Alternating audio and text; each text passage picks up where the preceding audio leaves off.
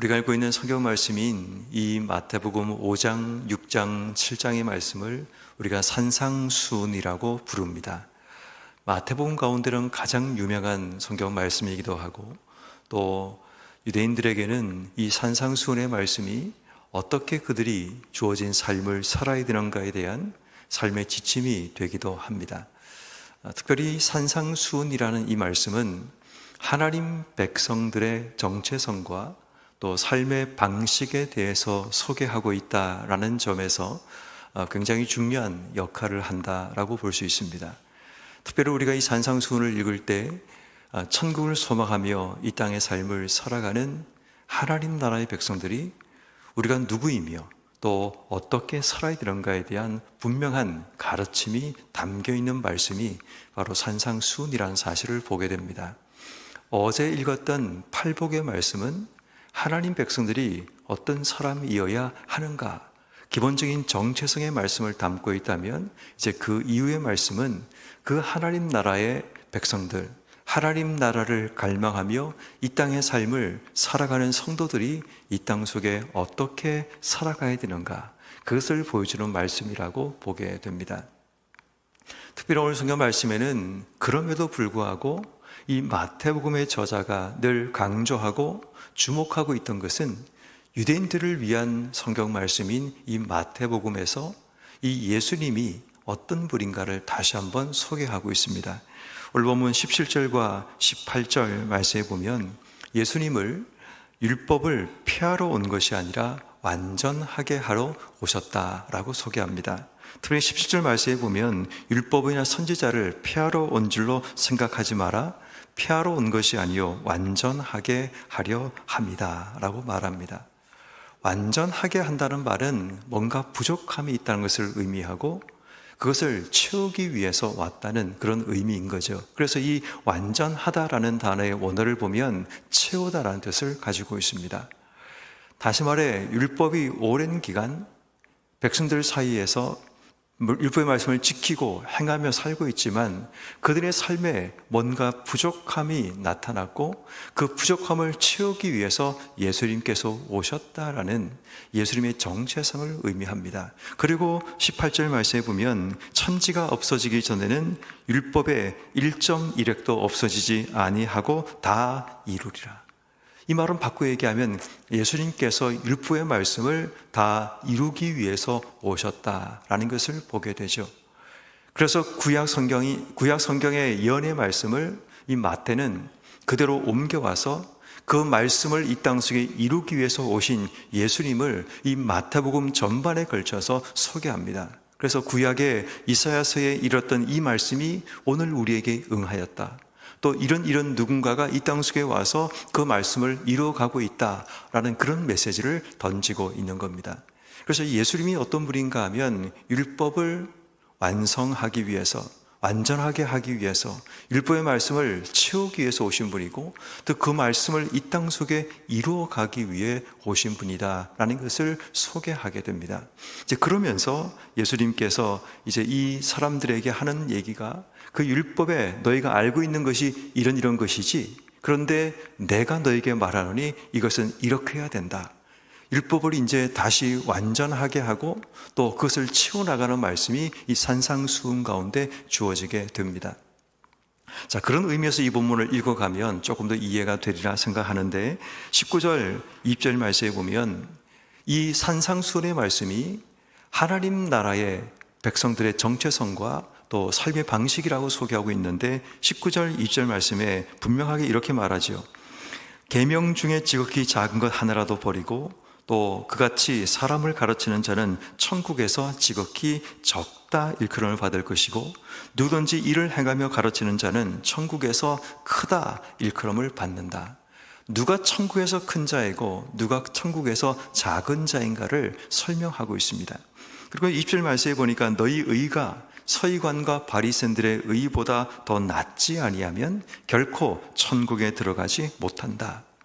천국에 들어가기 위해서는 더 나은 의를 가져야 된다라고 이야기를 하는데 이 말을 우리가 오해하지 말 것은 누구보다 나은 의를 가져야지 천국에 들어간다라는 의미보다 다시 말해 바리새인과 서기관들이 가진 기본적인 의가 기준이 되어 그들보다 나아야지 들어간다라는 말이기도 하지만, 이 말씀 속에는 더 나은 의라는 말이, 그들이 행하는 의라는 것은 율법의 겉모양만 행동하는 모습을 일컫는 것이고, 예수님께서 말씀하시는 더 나은 의라는 것은 율법의 본질적인 내용, 그것을 지키는 것이 천국에 들어가는 천국에 들어가는 자들의 삶의 방식이라는 것을 이야기합니다.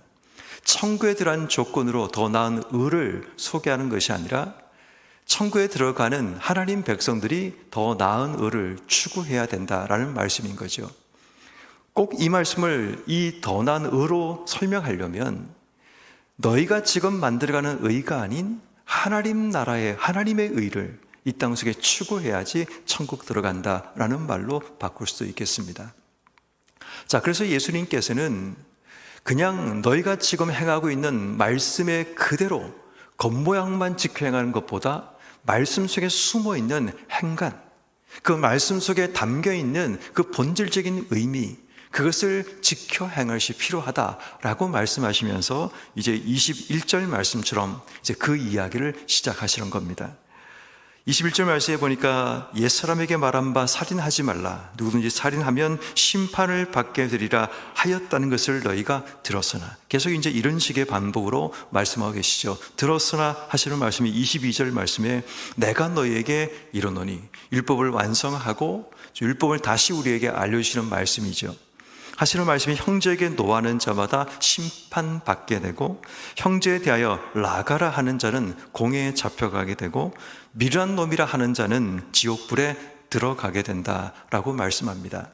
살인이라는 것은 직접적인 가해 행동을 의미하는데, 지금 예수님께서는 이 부분을 더 세분화시키고 계시죠. 형제에 대하여 노하는 자, 형제에 대해서 라가라 하는 자, 이 라가라 하는 이 말은 무슨 말인가 하면 형제에 대해서 인격 모독과 같은 심한 욕설을 의미합니다. 그런 인격 모독의 행동을 하는 것, 이 모든 것이 똑같은 살인 행위라고 예수님께서 더 세부적으로 구분해서 말씀하시는 겁니다. 미련한 놈이라고 말을 하는 그런 말들, 다시 말해 누군가를 향해 인격 살인과 같은 말과 행동을 하는 것, 그것도 살인이라는 겁니다. 우린 누군가를 찌르거나 누군가를 쏘거나 누군가를 때려서 죽게 만드는 것이 살인이라고 알고 있지만, 실제로 예수님께서 말씀하고 싶은 이 율법의 말씀의 의미는 그것만 살인이 아니라, 살인이라는 것은 너희가 말로 하는 것, 너희가 지금 행동으로 보이고 있는 그 모든 것이 누군가를 향해 살인하고 있는, 율법을 어기고 있는 행동이라는 것을 분명하게 말씀하고 있는 겁니다. 그리고 그 뒤에 보니까 23절 말씀에 예물을 제단에 드리려고 하다가, 지금까지 그들의 삶은 예물을 드리는 것에만 집중했습니다. 그런데 예수님께서는 형제에게 원망 들을 만한 일이 생각나거든 재물을 옆에 두고 형제와 화목하고 와서 예물을 드리라. 예물을 드린 것이 우선이 아니라 예물을 드리는 자의 삶의 준비, 삶의 자세가 더 중요하다. 너희가 화목하지 못한 채로 형식적으로 예물을 드리는 그 행위에 집중하지 말고, 예물을 드리는 자의 삶의 마음가짐, 예물을 드린 자가 가져야 될 삶의 준비가 갖춰져 있는가를 먼저 돌아봐야 된다라는 말씀을 하십니다. 그리고 25절 말씀에 보면 너를 고발하는 자와 함께 길에 있을 때에 급히 사화하라. 자, 여기서 중요한 단어는 급히라는 단어입니다. 왜 급히가 중요하냐 하면, 고발하는 자와 함께 있다는 이야기는 이 고발하는 자는 깊은 적대감을 가지고 있는 자라고 볼 수 있습니다.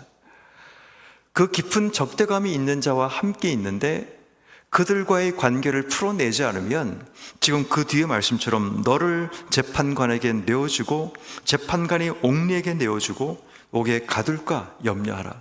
다시 말해 시간이 많지 않다는 겁니다.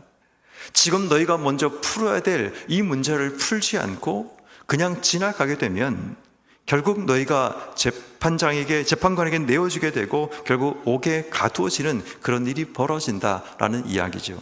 급히 사화하다는 이야기는 무슨 말인가 하면 좋은 관계를 회복해야 된다라는 이야기를 하는 겁니다. 자, 그럼 오늘 이 본문의 말씀이 우리에게 지금 뭘 말하고 있는가를 돌아보면 예수님께서 지금 산상수훈의 말씀을 통해 백성들에게 율법의 참된 의미, 율법의 본질을 들여다봐야 된다라는 것을 의미하는 거죠. 우리도 여러분 살다 보면 늘 하나님 말씀에 대한 오해들이 참 많이 있습니다. 말씀이 그냥 드러나는 그 면만 보다 보면 말씀 속에 숨어있는 이 행간의 의미를 우리가 이해하지 못하거나 그 말씀이 우리에게 본질적으로 말하고 싶은 내용보다 그냥 눈에 보이는 살인하지 말라, 가늠하지 말라, 도둑질하지 말라라는 그런 눈에 보이는 행동 정도로만 우리가 이해하며 살아가지만 그 말씀마다 담겨있는 그 속 의미가 있다는 것을 기억해야 합니다. 자, 그러므로 오늘 하루 우리가 이 땅의 삶을 살아갈 때에 오늘 말씀을 통해 주시는 몇 가지 의미를 우리가 기억하며 살아가야 됩니다. 첫 번째는 천국 백성으로 살아가는 우리가 말씀의 행간의 의미를 제대로 이해하며 살아가야 됩니다. 그게 바로 말씀을 지켜 행하는 삶을 의미합니다. 다시 말해 말씀을 지켜 행한다는 이 본질적인 의미는 그냥 겉으로 드러나는 어떤 말씀에 대한 우리가 기억하고 있다는 것을 떠나가서 그 말씀 속에 숨어있는 하나님의 마음, 주의 뜻을 분별하는 지혜가 필요합니다. 우리는 매주마다 하나님 말씀을 듣습니다. 때로는 개인적으로 하나님 말씀을 읽기도 합니다. 또 개인적으로 말씀을 묵상하며 큐티를 하기도 합니다. 말씀 속에 들어있는 그 말씀의 행간을 우리가 읽어낼 때 하나님 마음이 연결됩니다. 다시 말해 말씀의 행간을 읽으라는 말은 무슨 말인가 하면 하나님 말씀과 내 삶이 연결되는 삶이 시작되어야 된다라는 이야기이기도 합니다. 우리가 듣는 수많은 말씀이 자꾸만 귀를 지나쳐 흘러가고 사라지고 맙니다. 왜냐하면 그 말씀이 내 삶과 연결되지 않기 때문입니다.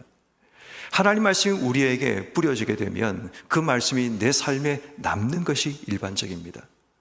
자주 말씀드리지만 벽에 페인트 칠을 하면 벽에 페인트가 묻고 그 벽의 성질과 모양과 색깔을 바꿔 나가게 되는 거죠. 하나님 말씀이란 페인트질이 우리에게 주어지는데 그 말씀의 흔적이 남지 않는다는 것은 굉장히 이례적인 일인 겁니다. 당연히 하나님 말씀이 우리 속에 뿌려지면 그 말씀의 흔적이 내 삶 속에 나타나야 되죠. 그것이 나의 성품과 나의 인격과 내 삶의 행동과 말 속에 묻어놔야 되고 그것이 나타나야 되죠. 남들이 나를 볼 때도 그 말씀의 흔적이 내 삶 속에 있어서 입을 열 때마다 그 말씀의 흔적들이 나타나야 되고 그 말씀의 영향력 속에 내 삶이 있어야 하는 겁니다. 근데 우리의 삶이 변화되지 않는 진짜 이유는 뭔가 하면 그 말씀이 내 삶과 연결되지 않습니다. 마치 와이파이가 연결되지 않아 우리가 인터넷을 쓰지 못하는 것처럼 하나님 말씀이 우리에게 주어졌지만 그 말씀이 내 삶과 연결되지 않아 어떠한 삶의 영향력도 어떠한 삶도 이끌어 가지 못하는 삶이 반복되고 있다는 거죠.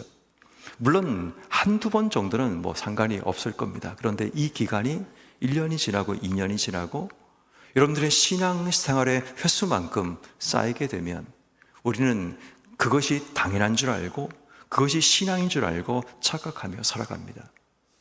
그러다 보니까 신앙생활이 1년이 지나고 10년이 지나고 20년이 지나도 내 삶의 그 어떤 영역도 변하지 않습니다.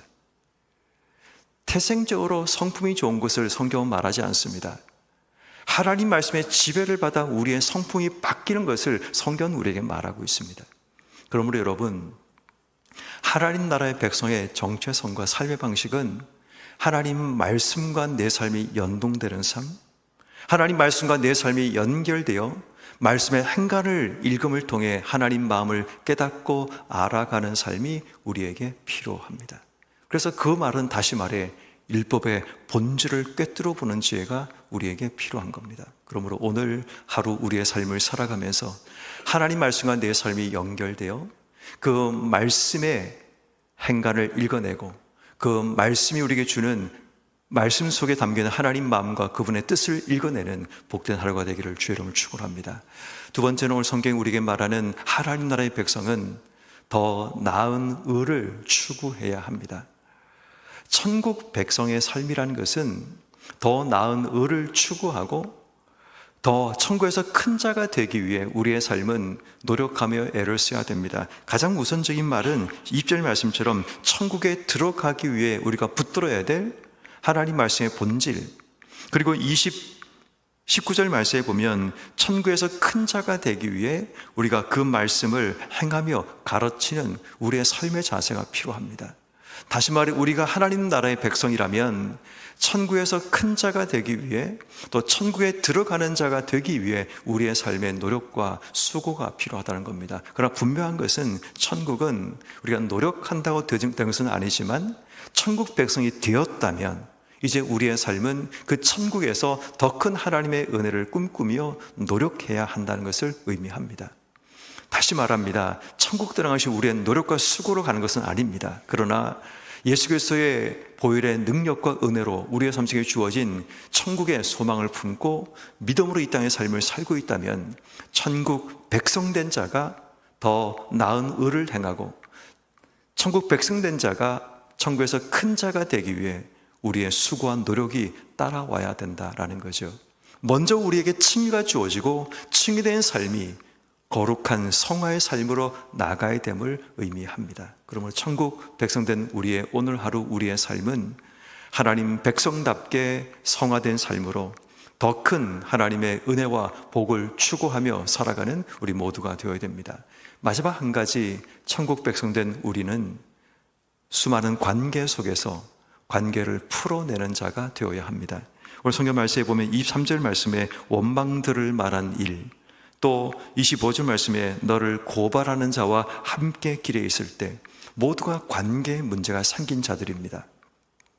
이런 관계에 문제가 생겼을 때 우리가 해야 될 일, 중요한 것은 먼저 형제와 화목해야 된다는 것, 25절 말씀처럼 급히 이 문제를 풀어내야 된다는 것, 다시 말해 우선적으로 풀어내야 될 일, 먼저 해야 될 일이 우리에게 있다는 겁니다. 그것이 예물 드리는 것보다, 뭔가를 하는 것보다 먼저 해야 될 것이 형제와 화목하고 예물을 드리고 급히 사화하고 길을 걸어가지 않으면 결국 그 일로 인해 우리에게 생각지 못한 갇힘과 문제가 생길 수 있다는 것을 의미합니다. 그런 의미에서 여러분, 천국 백성으로 이 땅의 삶을 사는 우리는 이 관계 문제를 주목해야 되고 깨어진 관계 속의 인생의 삶을 살지 않기 위해 노력해야 합니다. 그러므로 오늘 우리가 기도하는 가운데 혹시 누군가에게 원망들을 말한 일이 있거나, 또 우리의 관계 속에서 내게 적대심을 가지고 나를 고발하는 자가 있다면 급히 사과하고 먼저 찾아가서 형제와 화목하는 관계 회복의 자세가 천국 백성의 삶의 모습이라는 사실을 기억하셔서 오늘 하루 내가 하나님 나라의 백성이라는 사실을 기억하고 백성답게 주신 삶을 온전히 살아가는 우리 모두가 되기를 주의 이름으로 축원합니다.